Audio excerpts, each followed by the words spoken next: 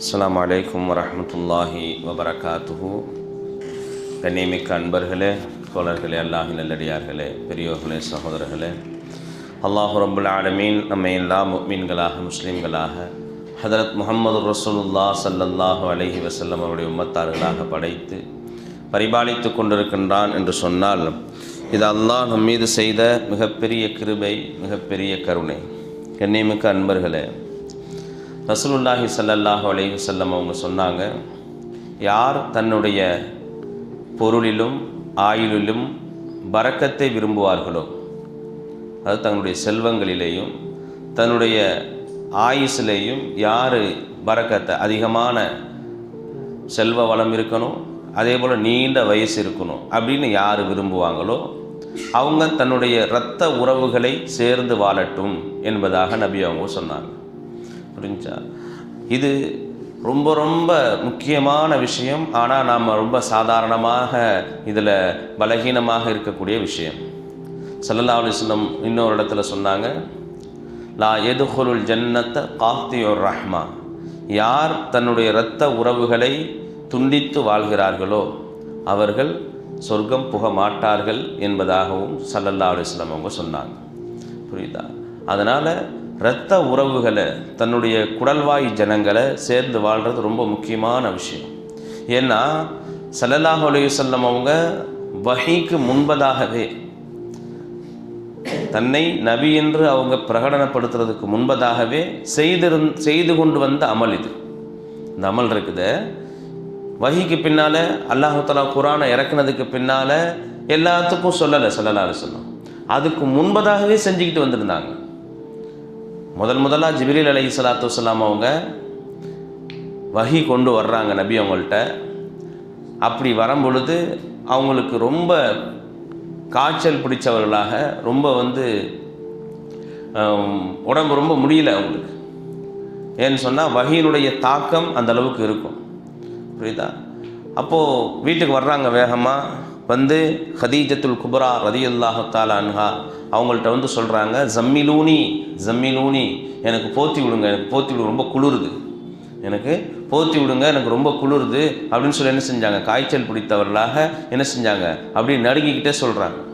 அப்போது ஹதீஜா ரலியல்லாஹு தஆலா அன்ஹா என்ன செஞ்சாங்க, அவங்கள கூப்பிட்டு ஆசுவாசப்படுத்தி உட்கார வச்சு கை கால்லாம் என்ன செஞ்சாங்க, அவங்களுக்கு அந்த சூடு தணிகிற மாதிரி கொஞ்சம் தேய்ச்சி விட்டு அவங்களுக்கு என்ன செஞ்சாங்க, கொஞ்சம் அதை கட்டுப்படுத்திட்டு சொன்னாங்க, நீங்கள் என்ன செஞ்சாதீங்க, கவலைப்படாதீங்க, இன்னல்லாஹ லா யுஹ்ஸீக், அல்லாஹு தஆலா உங்களை அழிச்சிட மாட்டான், இன்னக ல தஸிலுர் ரஹம், ஏன்னா நீங்கள் இரத்த உறவுகளை சேர்ந்து வாழ்கிறீங்க, உங்களை அல்லாஹ் அழிக்க மாட்டான், அல்லாஹ் உங்களை வீணாக்கிட மாட்டான் அப்படின்னு சொன்னதுக்கு காரணமாக ஹதீஜா ரலியல்லாஹு தஆலா சொன்ன அமல் என்ன? ஏன்னா நீங்கள் என்ன செய்றீங்க, உங்களுடைய உறவுகளை சேர்ந்து வாழ்கிறீங்க அப்படின்னு சொன்னாங்க. அப்போது இது வஹீக்கு முன்பதாகவே நபியால் செய்யப்பட்ட ஒரு நல் அமல். ஏற்கனவே நபி என்ன செஞ்சாங்க, சாதாரணமாகவே ரசூலுல்லாஹி ஸல்லல்லாஹு அலைஹி வஸல்லம் எல்லா மக்களோடும் என்ன செய்வாங்க, ரொம்ப பண்பாக பழகக்கூடிய குணம் இருந்தது அவங்கள்ட்ட. அப்போது மாற்று நபர்கள்ட்ட பண்பாக நடக்கிறாங்கன்னு சொன்னால் தன்னுடைய சொந்த உறவுகள்கிட்ட எப்படி நடப்பாங்க? அப்போது ஹதீஜா ரலியல்லாஹு தஆலா என்ன சொன்னாங்க, உங்களை எல்லாம் அழிச்சிட மாட்டான், கவலைப்பட, இன்னமும் நினச்சி பயந்துடாதீங்க, வஹி வந்திருக்கு புதுசாக அவங்களுக்கு. என்ன செஞ்சாங்க, திடுக்கம் பிடித்தவர்களாக, காய்ச்சல் பிடித்தவர்களாக என்ன செய்கிறாங்க, வர்றாங்க வேகமாக. அப்போது அவங்க பயந்திருந்த சூழ்நிலையில் ஹதீஜா ரலியல்லாஹு தஆலா அன்ஹா என்ன சொல்கிறாங்க, பயப்படாதீங்க, கவலைப்படாதீங்க, அல்லாஹ் உங்களை என்ன செஞ்சிட மாட்டான், அழிச்சிட மாட்டான், ஏன்னா நீங்கள் இரத்த உறவுகளெல்லாம் சேர்ந்து வாழ்கிறீங்க நபியே, நீங்கள் என்ன செய்யாதீங்க, கவலைப்படாதீங்க அப்படின்னு சொல்லி என்ன செய்கிறாங்க, ஆறுதலான வார்த்தைகளை சொல்கிறாங்க. அதில் வார்த்தையில் கட்டுப்பட்ட வார்த்தை என்ன, நீங்கள் இரத்த உறவுகளை சேர்ந்து வாழ்கிறீர்கள் அப்படின்னு என்ன செய்கிறாங்க, சொல்கிறாங்க. அப்போது இரத்த உறவுகளை சேர்ந்து வாழ்கிறது ரொம்ப ரொம்ப முக்கியம். அது என்ன செய்யணும்னு சொல்கிறாங்க ஸல்லல்லாஹு அலைஹி வஸல்லம், நம்மளுடைய பொருளில் பரக்கத்து உண்டாயிடும், நம்மளுடைய பொருளில் பரக்கத்து உண்டாயிடும். புரிஞ்சா? நல்லா பணக்காரனாக வாழணும் அப்படின்னு எல்லாருமே விரும்புவாங்க இல்லையா? அதுக்கு என்ன காரணம் என்ன செய்யணுமா? அதுக்கு நம்முடைய இரத்த உறவுகளை சேர்ந்தோம், நீண்ட வயசு வாழணும், என்ன செய்யணும், இரத்த உறவுகளை சேர்ந்து வாழணும். நம்முடைய சொந்த பந்தங்கள்கிட்ட, நம்முடைய சகோதர சகோதரிகள்கிட்ட, நம்முடைய அண்ணன் தம்பி, இவங்க எல்லார்கிட்டையும் என்ன செய்யணும், இரத்த உறவுகளை சேர்ந்து வாழணும். நல்லதுக்கு கெட்டதில் கலந்துக்கணும், நல்ல நாள் பெரிய நாளில் அவங்கள்ட்ட சந்தித்து பேசணும். ஏதாவது சமைச்சோன்னா பக்கத்தில் தான் இருக்கிறாங்கன்னா கொடுத்து விடணும். இந்தாப்பா தம்பிக்கு கொடுத்து விடு, அண்ணனுக்கு கொடுத்து விடு, அக்காவுக்கு கொடுத்து விடு, தங்கச்சிக்கு கொடுத்து விடு அப்படின்னு சொல்லி என்ன ரத்த உறவுகளை சேர்ந்து வாழ்கிறதுல கவனம் செலுத்தணும். ரத்த உறவுகளை சேர்ந்து வாழ்றதுல என்ன செய்யணும்? கவனம் செலுத்தணும்.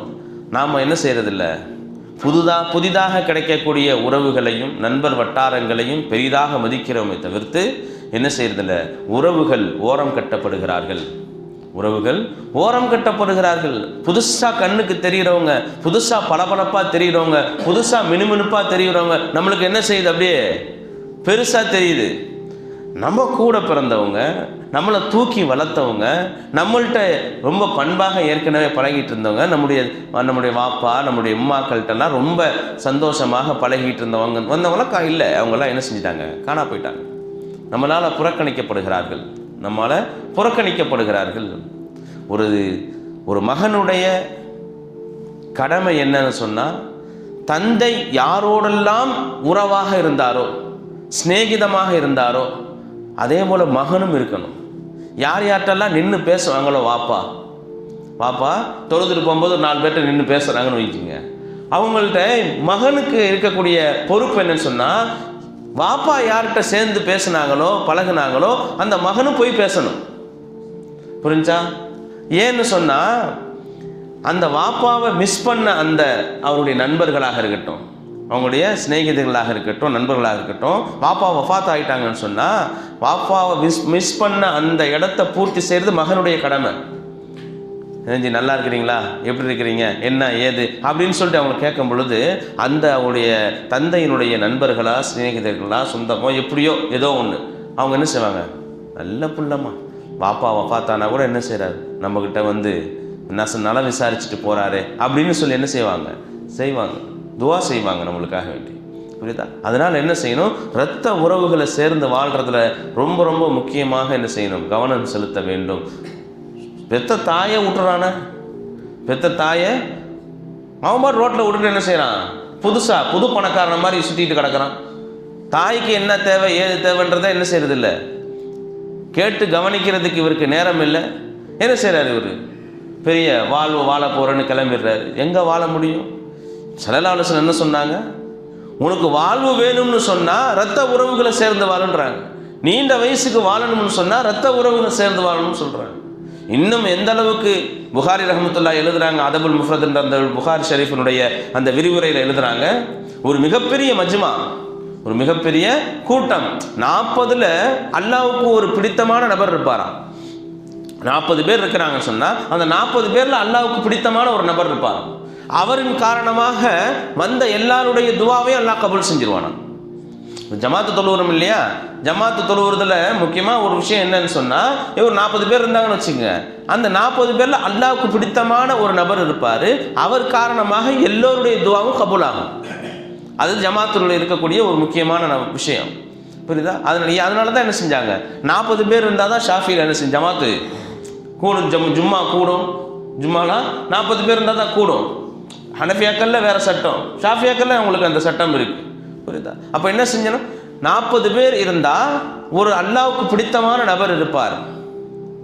ஆனால் எவ்வளவு பெரிய மஜ்மாவாக இருந்தாலும் சரிதான், எவ்வளவு பெரிய கூட்டமாக, 100கணக்கில் 1000கணக்கில் உள்ள கூட்டமாக இருந்தாலும் சரிதான், ஒரே ஒரு சொந்தத்தை பிரிந்து வாழக்கூடிய, துண்டித்து வாழக்கூடிய ஒருத்தர் இருந்தால் கூட மொத்த மஜ்மாவினுடைய துவாவையும் அல்லாஹ் கபூல் செய்ய மாட்டான். 40ல் 1 என்னாச்சு? அப்போ அது எவ்வளோ பாரதூரமான விஷயம். சொந்தத்தை பிரிஞ்சு வாழ்றது, துண்டிச்சு வாழ்றது, சொந்தத்தை துண்டிச்சு வாழ்றதுங்கிறது எவ்வளோ பாரதூரமான விஷயம். இந்த 41 அடிபட்டு போகுது பாருங்க. 40ல் ஒரு நபர் இருப்பார், அல்லாஹ்வுக்கு பிடிச்சமான நபர், அவரின் காரணமாக நம்முடைய துவாக்கள் கபூல் செய்யப்படும் என்ற அந்த விஷயம் அந்த இடத்துல அடிபட்டு போகுது. 40ல் 4000 பேர் இருந்தால் கூட ஒரே ஒரு ஆள் என்ன செய்கிறாரு, சொந்தத்தை துண்டிச்சு வாழக்கூடிய ஒருத்தர் இருந்தாலும் அந்த 4000 பேருடைய துவாவும் கபூல் கிடையாது. புரியுதா? அதனால என்ன செய்யணும்னு சொன்னால், முடிந்த அளவுக்கு நம்மளால் என்ன செய்யணும், நாம ட்ரை பண்ணணும். அவங்க என்ன செய்யறாங்க, பிரிஞ்சு இருக்கணும் விரும்புறாங்க, முடிஞ்ச அளவுக்கு நாம ட்ரை பண்ணுவோமே,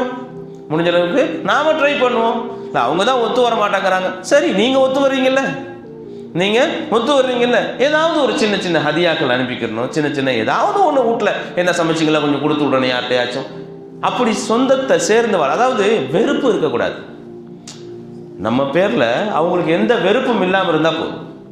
புரிஞ்சா? வெறுப்பு இல்லாமல் பார்த்துக்கணும். அப்படி என்ன செய்யணும், சேர்ந்து வாழ்கிறதுக்கு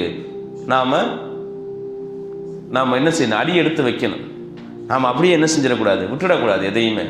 சேர்ந்து வாழ்கிறதுல ஸல்லல்லாஹு அலைஹி வஸல்லம் பரக்கத்து இருக்குங்கிறாங்க. சொத்துல, நம்முடைய பொருள் வளங்களில், நம்முடைய செல்வங்களில் பரக்கத்து இருக்குங்கிறாங்க. நம்முடைய ஆயுளில் பரக்கத்து இருக்குங்கிறாங்க. இது ரெண்டையும் எல்லாருமே விரும்பக்கூடிய விஷயம் இல்லையா? இந்த வயசுக்கு வாழணும்னு நம்ம என்ன செய்கிறோம், நினைக்கிறோம். என்ன செய்ய சொல்கிறாங்க, சொந்தத்தை சேர்ந்து வாழுங்கிறாங்க. நல்ல காசு பணத்தோடு நல்ல வளமாக வாழணும்னு நினைக்கிறோம், சொந்தத்தை சேர்ந்து வாழுங்கன்னு சொல்கிறாங்க. புரிச்சா? சொந்தத்தை சேர்ந்து வாழ்கிறதுல அவ்வளோ என்ன செய்யுது, எவ்வளோ பெரிய விஷயம் சொல்கிறாங்க. லா எதுகுருல் ஜன்னத்தை காத்தியோட ரஹ்மா, யார் சொந்த உறவை குடல்வாய் ஜனங்களை துண்டித்து வாழ்கிறாரோ அவர் சொர்க்கம் புக மாட்டாருன்னு சொன்னாங்க. புரியுதா? அதனால் என்ன செய்யணும், சொந்த உறவுகளை, குடல்வாய் ஜனங்களை, இரத்த உறவுகளை சேர்ந்து வாழ்ந்து நாம் சொர்க்கம் பெறக்கூடிய நன்மக்களாக ரப்புல் ஆலமீன் நம்மை ஆக்கி அருள் புரிவானாக. வாஹிரு தஅவானா அனில் ஹம்துலில்லாஹி ரப்பில் ஆலமீன். அஸ்ஸலாமு அலைக்கும் வரஹ்மத்துல்லாஹி வபரகாத்துஹு.